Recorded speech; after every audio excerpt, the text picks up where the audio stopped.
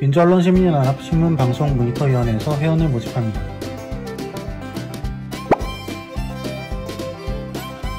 저희는 매주 월요일, 화요일에 모여서 모니터 보고서를 쓰고 있습니다.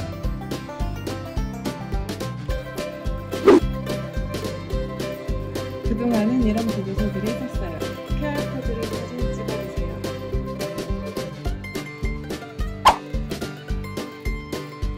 많은 연락 기다리겠습니다.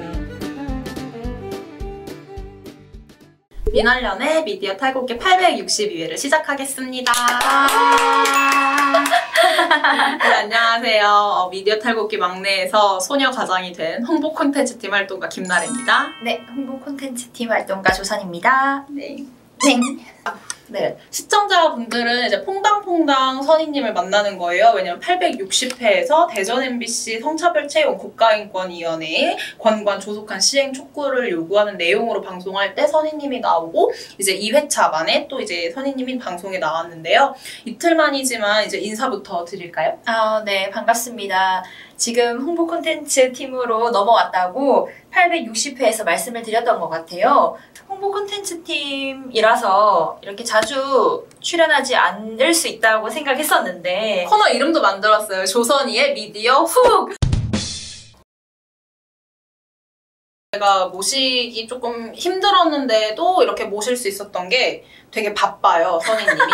왜냐면 저희가 서로 업무 일정 공유를 하거든요. 저희가 서로 공유를 하는데 외부로 가장 많이 나가는 활동가 중에 한 명이에요. 왜 이렇게 외부로 많이 나가시는 일정이 있는지 살짝 좀 설명해줘도 다음번 촬영 때 좀 도움이 될 것 같아요. 네, 일단 홍보 콘텐츠 팀이라고 하지만 사실 홍보 일이라는 게 그 전에 우리가 일어나는 여러 일들, 그러니까 모니터 팀도 알아야 되고 그쵸. 운영기획팀에서 어떤 걸 지금 기획하고 있는지도 알아야 되고 그런 여러 가지들을 안 다음에 저희가 그걸 가공해서 콘텐츠를 만드는 그쵸, 거잖아요.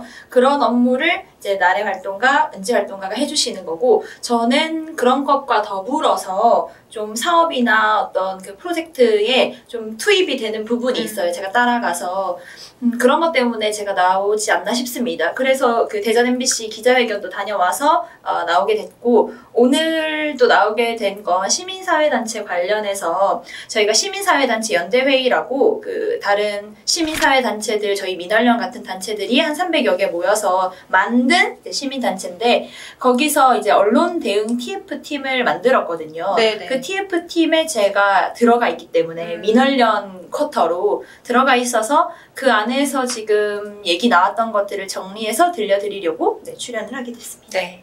그래서 바쁜 와중에도 결론적으로 보고서를 하나 쓰신 거예요. 모니터팀 활동가로 있었던 어떤 짬을 살려서 짬에서 나오는 바이브로 보고서를 하나 쓰셨는데 이게 보고서가 발표된 건 아니어서 시청자분들이 조선이 활동가가 뭘 썼길래 여기 나오게 됐지? 라고 궁금해하실 수 있을 것 같은데요. 어떤 보고서인지 좀 소개를 해주세요. 네. 일단 아까 말씀드렸던 것처럼 줄여서 연대회의라고 불러요. 네. 그 단체를 연대회의 언론대응 TF팀에서 먼저 그 문제의식을 느낀 거는 이용수 할머님의 5월 7일 기자회견 이후로 나왔던 여러 기사들을 생각을 해보시면 좀 떠오르는 것들이 있을 거예요. 그러니까 그 이용수 선생님이 말씀하신 거는 제가 생각했을 때는 위안부 운동의 방향성에 대해서나 그 방법에 대해서 문제 제기를 하신 측면이 더 크다고 생각을 하는데요, 저는. 네.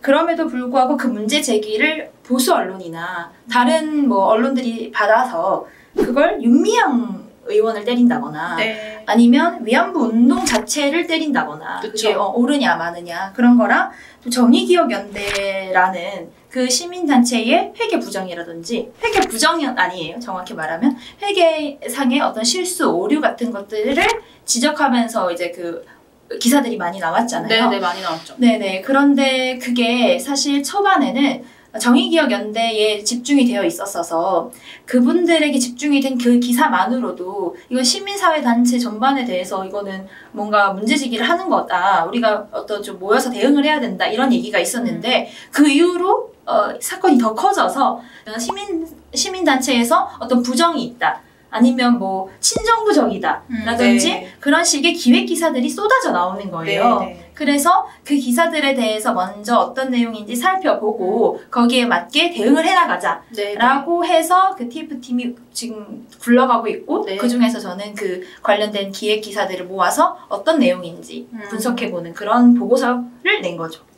이게 좀 미리 짚고 넘어갈 게 있는 게요. 저희가 이제 5월 7일 이용수 이제 인권운동가 뭐 선생님께서 그런 기자회견을 하시고 나서 정의연 관련 보도도 굉장히 많이 나오고 윤미향 의원 보도도 굉장히 많이 나왔는데 확실하게 좀 짚고 넘어갈 게 있어요. 민원련도 그렇고 이제 저희 뭐 TF팀 뭐 그 연대회의 쪽도 그렇고 시민단체도 이제 커뮤니티 같은 거에서 활동가들이 이야기를 하는 거를 보면 시민단체 에 대한 기사를 쓰지 마. 이건 절대 아니에요. 기사 쓸 수 있어요. 잘못한 게 있다면 분명히 비판을 하고 변화하는 지점이 필요하다면 그거에 대해서 충분히 기사로 그렇죠. 다룰 수가 있는데 근데 문제는 이게 악의적으로 왜곡을 하거나 허위 보도를 하거나 이게 심지어 시민단체에 반론권을 주지도 않고 그냥 일단 쓰고 보는 아니면 말고 그렇죠. 하는 보도들이 있다는 거예요. 이 지점에서 이제 일명 뭐 정의연 사태 이후에 권력이 된 시민단체 이게 좀 대표적인 기획기사 시리즈 뭐 명이죠. 이런 게 나오고 있는데 이거를 오늘 선희님이 좀 총정리해서 이야기를 해주려고 해요.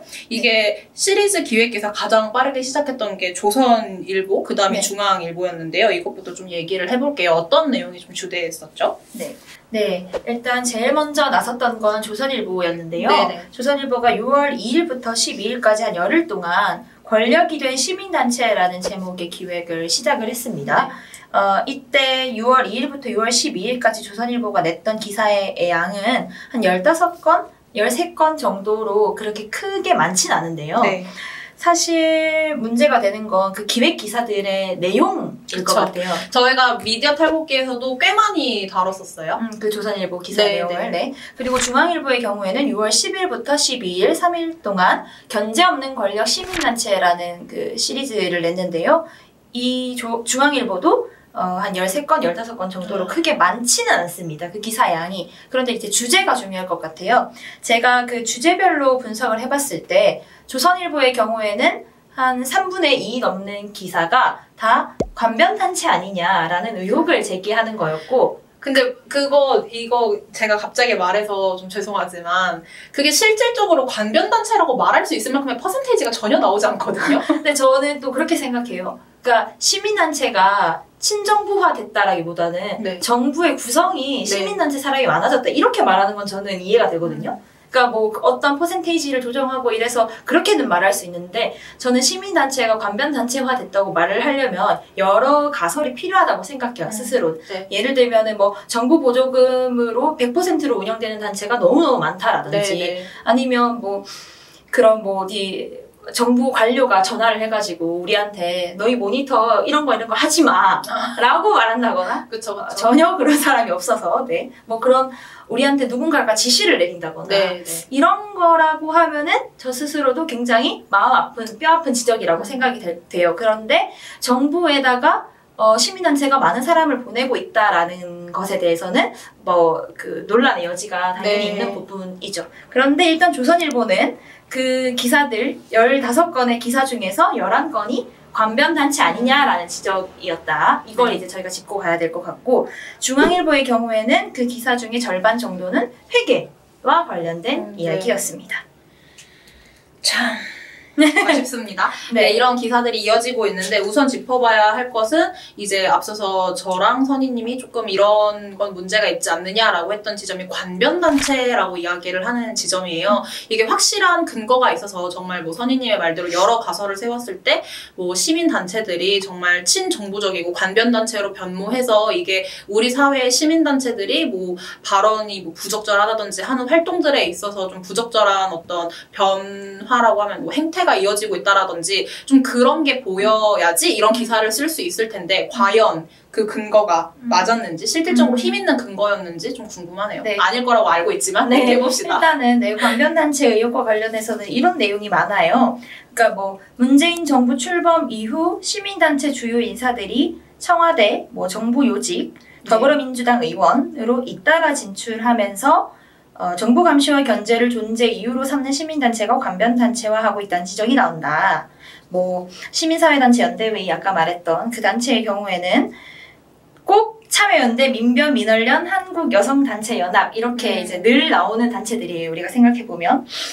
이런 사람들이 모여있는 이 국내 최대 시민단체 연대회가 문재인 정부나 여당의 핵심 정책에 동조하거나 네. 여당의 편향적인 입장을 낸다. 뭐 이런 거거든요. 또는 현 정부와 여당을 강도 높게 비판하는 경우는 드물다. 같은. 그리고 뭐 또 문재인 정부 초기인 언제는 청와대 비서관급 이상의 사람이 시민단체 출신이 얼마 있는데 지금은 한 명 더 늘었다. 뭐 이런. 한 명 더 는 것 가지고 이제 관변단체라는 이야기 근거가 굉장히 근거가 부실하다는 생각이 드는데 네. 제가 이 내용을 좀 정리를 하면서 또 어떤 질문을 해볼 수 있을까 생각을 했던 게 이게 과연 전체 시민단체를 뽑아서 좀 정비를 했더라면 좀 실질적으로 이야기해볼 만한 게 많이 나올 텐데 지금 얘기해준 부분도 그렇고 참여연대 아니면 여성단체들 네. 이런 거를 좀 주되게 이야기를 했잖아요. 네. 기사에서 다뤘는데 저는 그러면 적어도 시민단체 다루려면은 보수단체도 좀 다뤄서 얘기를 했어야 했다고 생각을 하거든요. 그런데 과연 기사에서 뭐 일명 보수단체라고 불리는 그런 단체들의 얘기가 좀 있었는지 좀 그게 궁금해요. 제가 봤던 조선일보, 중앙일보 그리고 그 후에 한국일보에서도 기사가 나오고 신동아라는 동아일보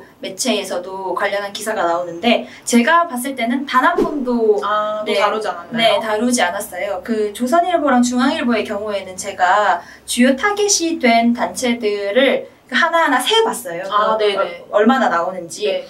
그랬을 때 가장 많이 등장하는 단체가 민주사회를 위한 변호사 모임, 민변이었고 그 뒤에 참여연대, 그리고 정의기억연대, 그리고 한국여성단체연합, 저희가 여연이라고 많이 부르는데 네. 아무튼 여성단체연합체인 여연, 그리고 저희 민원련 이렇게 5개 단체가 제일 많이 언급이 됐어요. 근데 그러니까 아까 말씀하신 것처럼 시민사회단체가 관변단체화 됐다 말을 하려면 시민사회단체 전체를 놓고 그 중에 뭐 얼마가 갔다라든지 이렇게 정리를 해주면 아까 말했던 것처럼 뼈아픈 지적일 것 같은데 자꾸 참여연대, 민변, 여연, 민원련, 정의기억연대 이런 그 단체들만 얘기를 하고 있으니까 저희 입장에서는 굉장히 타겟화되어 있다. 그렇게 보여지고 있거든요. 그리고 또 바로 이어서 얘기를 하자면 한국일보에서 다뤘던 기획기사의 경우에도 한국일보가 제일 처음 다룬 게 회계 부정과 회계상의 오류, 회계상의 오류와 관련된 그 기사였는데 그 기사의 주인공이 민변이었어요. 그러니까 민변을 아예 털어버리는 그런 A부터 Z까지 한번 뭐 그런 그 기획 기사였거든요. 그래서 뭐 민변 거기 등장하는 게 또 뭐 참여연대 이런 쪽이 또 등장했고 신동아의 경우에는 되게 특이하게 뭐 그 기획 기사 제목이 NGO 회계 뭐를 털어보자 이런 거였는데 거기에 등장하는 단체가 4개예요. 하나는 민문연이라고 해서 민족문제연구소 여기가 있고 나머지 3개는 여성단체였거든요. 민우회, 성폭력 상담소 이렇게. 그런데 이 중에는 어느 하나도 보수단체라고 말할 수 있는 곳이 들어가지도 않았고 그리고 아까 말한 것처럼 굉장히 우리가 친숙하게 느끼고 있는 그런 시민단체 일부만을 대상으로 굉장히 타겟화해서 터는 게 아닌가. 만약에 시민사회단체 전반에 대해서 문제를 제기하고 싶었다면 전체적으로 문제를 따졌어야 된다고 저는 생각을 해요.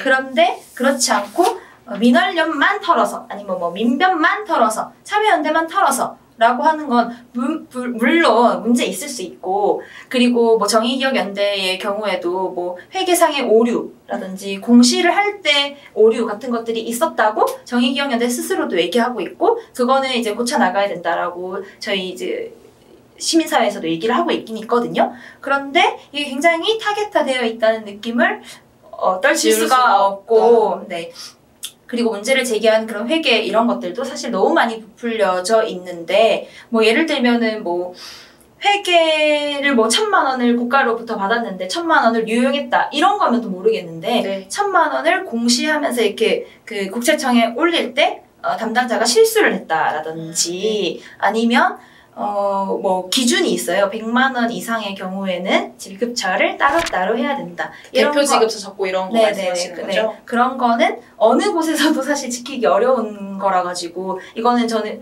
공식적으로 다 같이 문제를 제기해서 그 기준을 바꿔야 된다고 생각하거든요. 네. 저희 경우에는. 근데 그런 식으로 논의를 모을 수 있게 기사들이 써지면 좋은데 그것보다는 뭐 정의기억연대가 무슨 뭐 회계 문제 있는 거 아니야? 이렇게 보이는 기사들, 뭐 네. 민변에서 돈을 받아놓고 그 유용한 거 아니야? 이렇게 보일 수 있는 기사들을 너무 많이 내고 있어서 근데 또 좀- 한편으로 아쉬운 게 뭐냐면 이거를 가지고 문제 제기를 만약에 했어요. 문제 제기를 했다면 뭐 그 대상 단체, 시민단체의 반론권을 보장해준다든지 아니면 그 단체에서도 분명 할 말이 있을 거 아니에요. 이 문제가 왜 발생을 했고 이거는 뭐 저희가 유용을 했다라든지 어떤 착복한 문제가 아니라 이러한 뭐 과정이 있었습니다. 이거는 잘못됐습니다. 바로잡습니다. 이야기를 하면은 그거에 대해서도 좀 실어줘야 되는데 막상 그 해명 자료에 대해서는 네. 관심이 굉장히 네. 없다는 지점도 네네. 문제예요. 그래서 네, 연대 회의에서 이제 그 저희가 회의를 할 때 특히 그 중앙일보의 기획 기사 중에 하나 크게 문제가 됐던 게 거기 정치하는 엄마들이라든지 네. 일감 몰아주기 기사가 화제가 많이 됐는데 맞아요.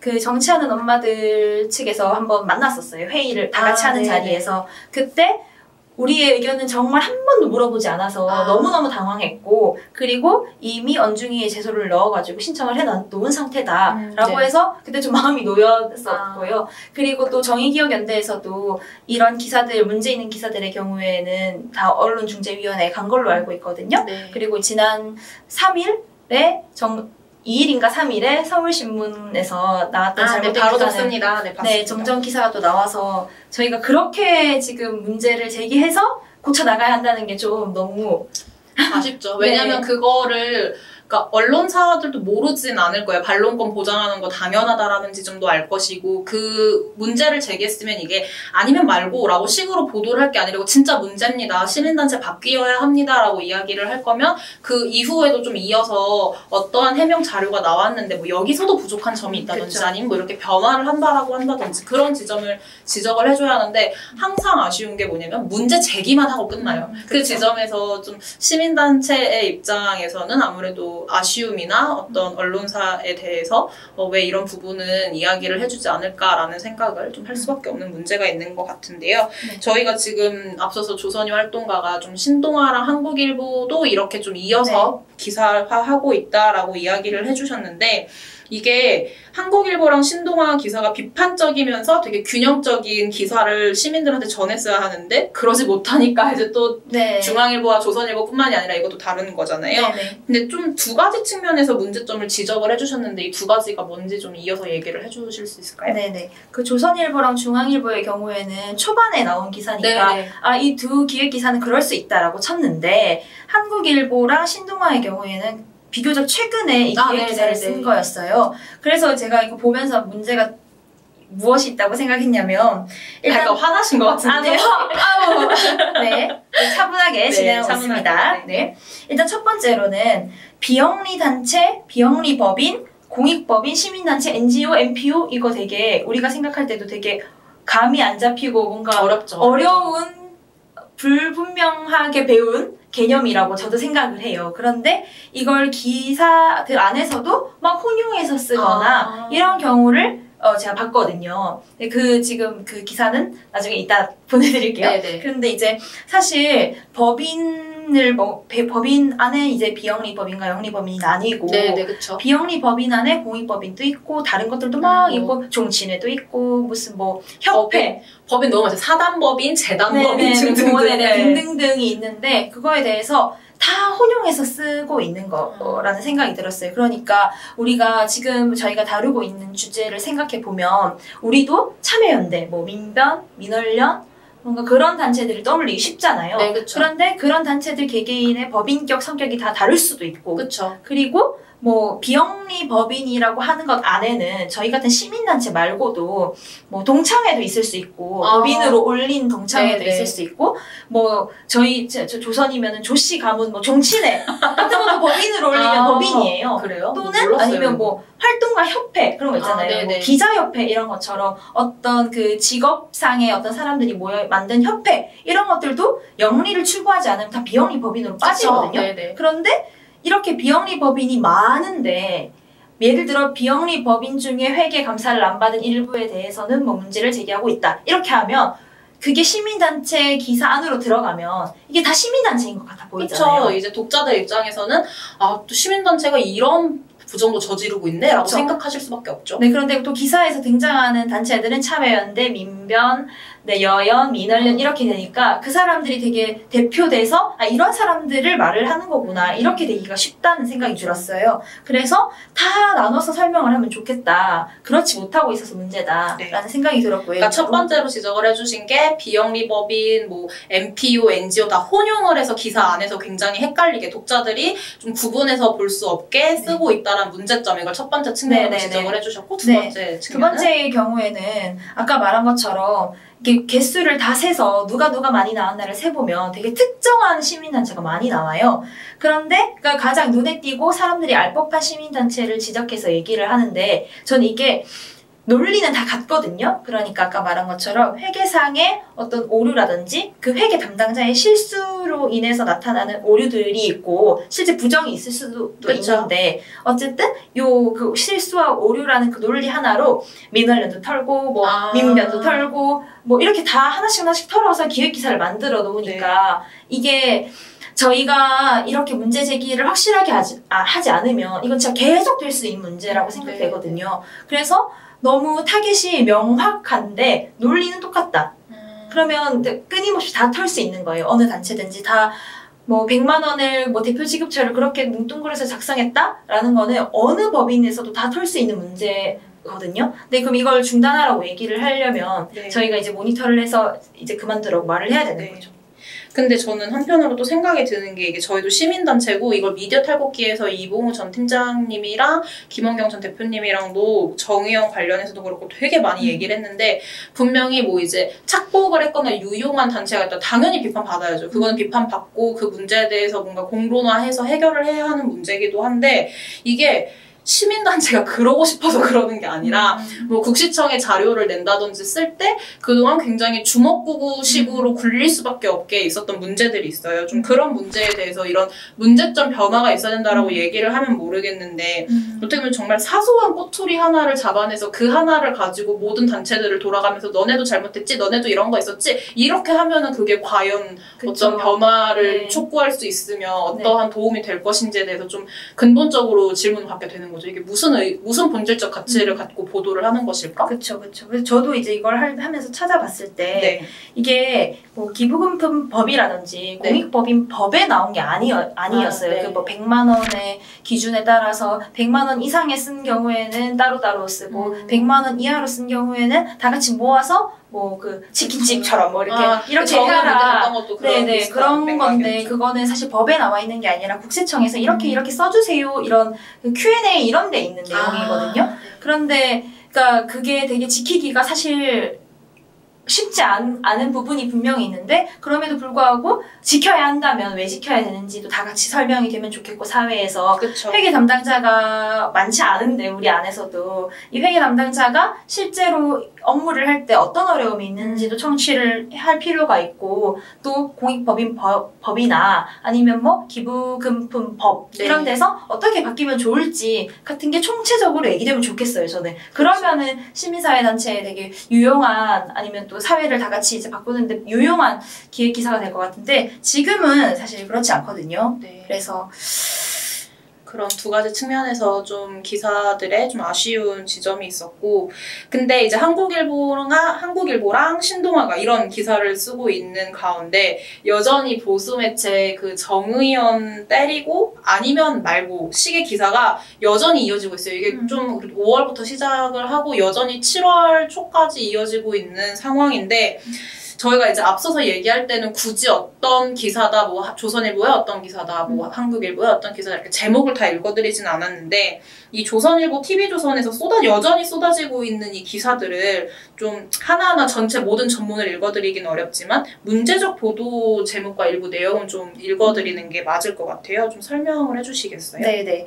그리고 나서 되게 초반에 정의연 이후에는 조선일보나 이런 데서 그 길원욱 할머니를 네. 가지고 이제 기사를 많이 내놓고 있어요. 그래서 제가 모니터를 했을 때 조선일보에서는 그 6월 17일에 나온 단독 기사가 길원욱 할머니 통장에서 돈이 빠져나갔는데 그 이유를 묻자 쉼터 소장이 무릎을 꿇더라. 이런 그 제목의 기사가 있습니다. 그러니까 여기서 어떻게 말을 하냐면 위안부 피해자 길원욱 할머니는 정부로부터 월 약 350만 원씩 받았지만 매달 이 돈이 다른 계좌로 빠져나갔다는 진술이 길할머니 며느리 조모 씨로부터 나왔다. 뭐 이렇게 쓴다거나 네. 이거는 또 실제로 읽어보면은 그래서 도대체 그 계좌에 어떻게 쓰였는지 이런 얘기는 안 나오고 그냥 의혹 제기만 하는 기사였습니다. 그리고 또 TV조선에서는 삭제된 길원욱 할머니 유언 영상 논란이라는 그 기사를 냈는데 들어보면 아시겠지만 윤미향 의원이 길원욱 할머니한테 유언장 작성을 강요했다. 그래서 길원욱 할머니가 윤미향 의원에게 뭐 다 맡긴다라고 썼다. 뭐 이런 의혹 제기 기사를 내놨어요. 정말 의혹뿐인 기사 아니었나요? 네, 의혹뿐이고 정의연 측에서는 그런 사실이 없다라고 말을 했던 거였죠.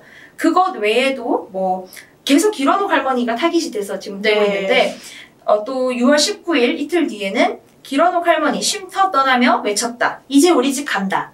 그러니까 쉼터와 무슨 뭐 문제가 있는 것처럼. 네. 네, 이렇게. 근데 이것도 되게 논란이 될 수 있는 부분이 또 다른 언론사에서는 길원욱 할머니께서 뭐 쉼터를 떠나고 싶어 하시지 않으셨다라든지 그쵸. 뭐 아니면은 그 양아들 부부에 관련해서도 좀 의혹 제기가 나오고 있는 부분들이 있는데 그런 지점에 대해서는 약간 논의를 하지 않고 마포 쉼터가 잘못했다. 길원욱 할머니와 어떤 뭐 돈을 빼갔다든지 아니면은 제대로 모시지 못했다라는 의혹을 제기하는 기사들을 좀 쏟아내고 있어서 이 부분에 대해서는 좀 한쪽 편을 들고 그리고 제대로 그 의혹을 좀 풀어보는 내용은 다루지 못했던 기사인 것 같아요. 네네. 그거 말고도 6월 23일에는 이제 길원욱 할머니 외에도 주변부를 다 이제 훑는 것 같아요. 위안부 후원 은화판 소녀상 작가 후원액 묻자 못 밝힌다라는 제목의 기사였는데 이게 그거예요. 소녀상 그 제작하는 부부 두 분 계시거든요.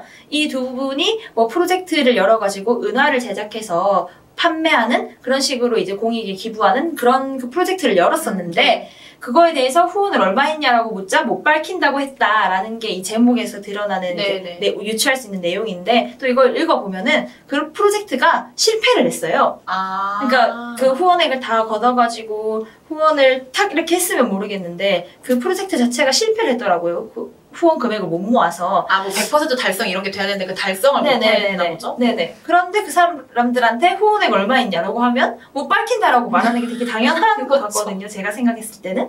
근데 이런 걸 이제 제목으로 뽑아서 마치 위안부 소녀상 그 제작한 그 부부가 뭔가 착복한 것처럼 후원액을 받아놓고 뭐 자기들이 쓴 것처럼 이렇게 이제 기사를 내고 있는 상황입니다. 제가 매번 이 기사들 보면서 되게 안타까운 게 뭐냐면 제목이 되게 자극적이거든요. 근데 제곤 내인 경우가 많아요. 제목, 읽어보니 내용은 없어요. 근데 제목으로 일단 사람들이 뭐 이렇게 돈 착복했어? 문제야? 이랬는데 실질적으로 읽어보면은 도대체 뭐가 문제라는 거지? 라는 후원액 못 밝힌다라고 해서 왜 못 밝혔을까? 해보면 프로젝트가 실패했어. 예를 들어 또 쉼터를 떠나면서 할머니가 야 이제 우리 집 간다라고 외쳤는데 왜 외쳤을까? 보면은 그냥 가기 때문에 뭔가 이런 식의 그 내용이 많아요. 그래서 제목만 봤을 때는 저도 설마 이랬을까? 라고 생각이 됐는데 또 열어보면은 아닌 경우가 대다수인 상황입니다. 굉장히 안타까운데 그렇습니다.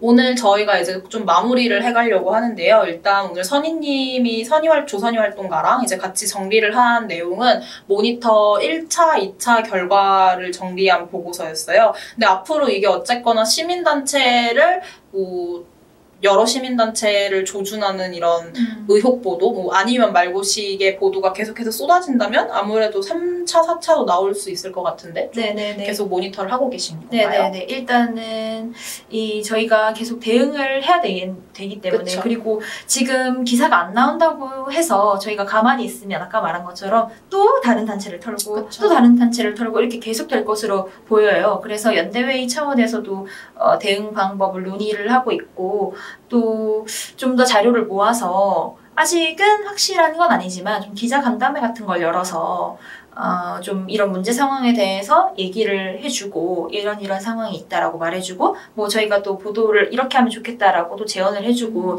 이런 걸 좀 열면 좋겠다라고 판단을 하고 있거든요. 그래서 그런 걸 열려면 일단 어떤 기사들이 나오는지 모니터를 해야 되기 때문에 아마 모니터는 제가 이제 꾸준히 할 계획입니다. 업무가 너무 많아요. 네.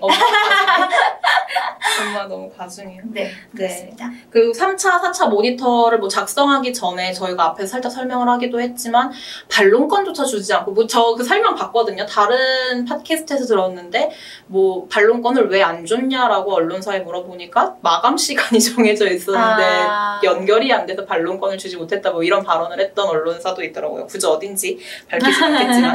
네, 그래서 저는 이제 뭐 앞으로 뭐 태스크포스 팀에 있다 보니 뭐 대응을 짜기도 하겠지만 뭐 저희 방송을 볼 뭐 언론 매체 혹 기자님들 혹은 뭐 그 기사를 읽게 될 시민분들한테 좀 이 앞장서서 모니터를 하고 있는 입장에서 좀 얘기하고 싶은 말이 있을까요? 아까 제가 다 말한 그런 문제점을 인지하고 사실 보면은 약간 그 구조를 읽기가 쉬워요. 그러니까 여기에 나온 단체가 어떤 단체일까, 또 이 단체만 이렇게 문제가 되는 것일까 살펴보면 또 그렇지 않은 걸 찾을 수 있거든요. 예를 들어 진짜 뭐 민주언론 시민연합이 문제다라고 했을 경우에 왜 또 민주언론 시민연합만 등장했지? 다른 건 또 문제가 없을까? 이런 생각해보면 조금 더 쉽게 다가갈 수 있고, 또 이전에 많이 소비를 하셨을 텐데 그 기사들을 똑같은 논리로 똑같이 비판하는 경우가 있어요. 네네. 이런 것은 그냥 사실 살 덧붙이기에 불과하고 논리 자체를 다 같이 해결하려는 그런 기사로는 보이지가 않거든요. 네. 그런 점도 유의를 해주셨으면 좋겠고, 또 아까 마지막쯤에 설명드린 것처럼 제목이 곧 내용인 것의 경우에는 제목을 보고 판단하기보다는 한번 읽어보시면 제목이 곧 내용이구나, 별 내용이 없구나 이렇게 아실 수 있으니까 또 그렇게 해주셨으면 좋겠고, 또 반대로 기자님들이나 매체분들에게는 제목이 곧 내용이 되도록 쓰지 않았으면 좋겠다 하는 작은 바람이 있고, 네. 저는 또 개인적으로 지금 뭐 미디어 탈곡기를 오랫동안 보신 시청자분들이라면 여러 번 말해서 좀 아예 기억을 하실 수도 있을 것 같아요. 제가 김원경 전 대표님이 얘기했던 것 중에 되게 꽂혔던 사실이, 아시잖아요. 저희 공부했었으니까 사실과 진실은 다르다 뭐 이런 거 저희 배우잖아요.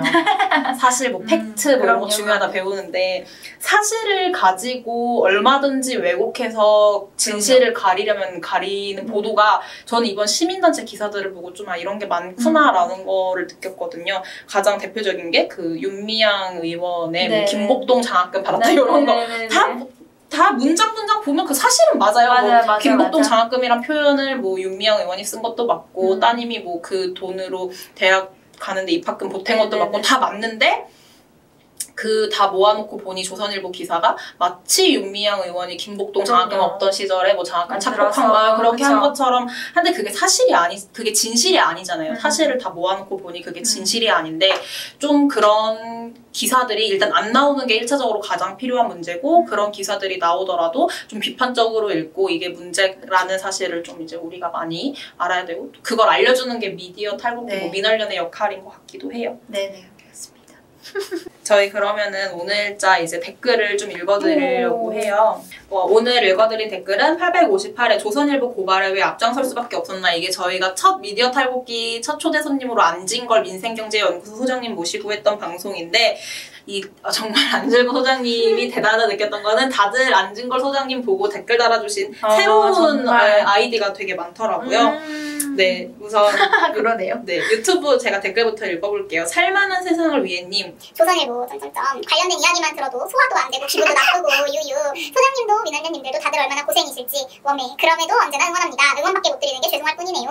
응원을 해주시는 것만으로도 그럼요. 너무 감사하고 저는 저희 실시간 댓글 그런 거 보잖아요. 그러면은 막 이거 쓴 활동가 제가 알려드려요. 이거는 누구 활동가가 쓴 뭐 그거다. 뭐 아니면 이거 확인할 수 있다. 이러면 다들 너무 뭐 조선이 활동가 고생입니다. 뭐 이런 식으로 얘기해 주시면 너무 감사하더라고요. 그런 것만으로도 되게 활동가들에게 큰 응원 힘이 되고 있습니다. 네, 투어이브 박미정님. 와, 존경하는 안진걸 소장님이 나오셨군요. 실시간 채팅을 못해서 너무 아쉽습니다. 대표님 일부러 소장님 할 말 다 하시라고 되도록 말씀을 안 하신 것 같아요. 소장님 정말 존경받을 만하세요. 너무 멋지셔요. 라고 해주셨습니다. 안진걸 소장님이 이거 방송 제가 이제 링크 보내드리고 알려드렸거든요. 네. 근데 또 신미 처장님이랑 친하시잖아요. 네, 네. 신미 처장님이랑 있는 뭐 텔레그램 방에서 제가 미디어 탈곡기 방송에 나왔습니다 하고 주변인들한테 링크를 뿌리셨더라고요. 멋있으십니다. 대단하죠. 감사합니다. 네네, 좋습니다. 네, 김민성님. 대놓고 검은 유착질하는 거 보니 이것들이 끝물이긴 하구나 싶은 생각이 드네요. 힘드시겠네요. 아휴, 검은유착 얼른 이 사건이 밝혀져야 할 텐데. 아, 그러니까요. 이걸로도 이게 너무 저는 커져서 기분이 네. 약간 좋은 부분이 있는데. 우리가 네. 이렇게 문자했는데. 네, 법무부랑 대검의 어떤 갈등으로도 가고, 이게 진짜 뭔가 좀, 그러니까 어떤 법무부에서 대검을 어떻게 할 수 있는 어떤 저희가 실마리를 준 것 같아서 검언 유착이었는데 검찰 개혁까지 넘어갈 수 있는 부분이 분명히 있을 거란 생각이 들어서 좀 은근히 주말에 뉴스를 보면서 뿌듯했다. 그러셨군요. 네. 네. 뭐 또? 네. 제가 이거 하트 눌렀는데 오는 세월님이 좋아요 누르고 퇴청해주세요 했는데 제가 저도 뭐죠? 그러니까 뭐 나가는 거 아닐까요? 그러니까 청취를 끝내다? 뭐 그런 느낌인 것 같아요. 그래서 아유 너무 감사해요. 제가 하트를 눌렀고 스트록스님은 안진걸 소장님 항상 감사합니다. 항상 소장님만 고생시키는 것 같아서 마음이 무겁습니다. 하셨는데 저 몰랐어요. 저는 안진걸 소장님을 그냥 TBS 민생경제연구소 네네. 그 민생연구소 그 프로그램으로만 알았는데 조선일보를 5번 네네. 나경원 의원을 12번 고발 그러니까. 총 17번을 고발하신 걸 보고 대단하셔. 맞아. 진짜 대단하시더라고요. 그러니까요. 근데 또 그걸 막 많이 안 달아주니까 이게 화제가 막 안 되잖아요. 어떻게 그렇게 고발을 많이 하면은 좀 그 시선을 줄 수 있을 법한데. 그게 안 떨어지는 네, 것도 아쉽고 너무 아쉬워요. 또 나경원 의원 제가 이거 맨날 이제 영상 소스 작업할 거 아니에요. 찾는데 진짜 이때 얘기했던 거 마지막쯤에 나경원 의원 아들 저의 사저자 논문 취소됐다 이거를 보도한 데가 진짜 없어요. MBC 딱 그 정도? 이런 거 좀 많이 보도를 해줬으면 좋겠는데 그래. 아쉬움이 좀 있더라고요. 네. 김 기다리게 해서 죄송님. 안진걸 소장님 반갑습니다. 안 소장님과 민원련을 응원하고 뜻에 공감하고 활동에 감사합니다. 하트 해주셨습니다. 감사합니다. 네. 네, 그리고 제가 이거 아이디를 예쁘게 읽어드리고 싶은데 어렵네요. SADLKJASLK님. 홍콩 관련해서 프리홍콩 하는 사람들 중에 그냥 중국 혐오 표현으로 쓰는 사람들이 있어서 그런지 좀 복잡한 생각이 들어요. 이게 또 이제 홍콩의 국가보안법 관련해가지고 네네네. 여전히 좀 시위도 이어지고 있고 그러면서 뭐 경찰에 네. 끌려가고 이런 시민들이 발생하는데 여기서 한국은 아무래도 홍콩 이제 우리 과거랑 좀 연결지어서 생각해보면 응원을 하게 되는데 그쵸. 근데 저도 보고 좀 느낀 게 홍콩 응원하고 이런 거 다 너무 당연히 해야 될 일이고 좋은데 그냥 이거를 약간 혐오 표현으로 뭐랄까요? 좀 희화화해서 그냥 혐오를 하기 위해서 댓글을 쓰는 경우를 저도 좀 보기는 봤거든요. 뭔가 홍콩 응원이라기보다는 그 혐오 표현만 가득한 댓글들을 봐서 좀 그런 부분은 좀 아쉬움이 있죠. 홍콩을 응원하기보다는 중국을 혐오하기 위해서 네. 댓글을 다는 게 아닌가 하게 만드는 것들이 그쵸, 있다는 그쵸. 거죠. 네, 무슨 말씀이신지 충분히 공감이 됩니다. 네. 팟빵을 좀 읽어드릴까요? 네. 온유하고 겸손하게님, 안 교수님 화이팅이라고 적어주셨어요. 또 두비랑님이 안진걸님 민얼련에도 너무 잘 어울립니다. 여러분 모두 사랑합니다. 라고 또 사랑이 가득한 댓글을 써주셨고요. 하늘의 닷별님 1500캐시를 후원하였습니다. 감사합니다. 네. 이 지금 안진걸 소장님이 나오신 회에 네. 이제 후원해주신 거군요. 후원해주신 거예요. 감사합니다. 네, 감사합니다. 제 댓글 다 읽어드렸고요. 저희는 863회 방송으로 돌아오겠습니다. 민얼련의 미디어 탈곡기는 내일도 열심히 털어드리겠습니다. 탈탈탈 안녕.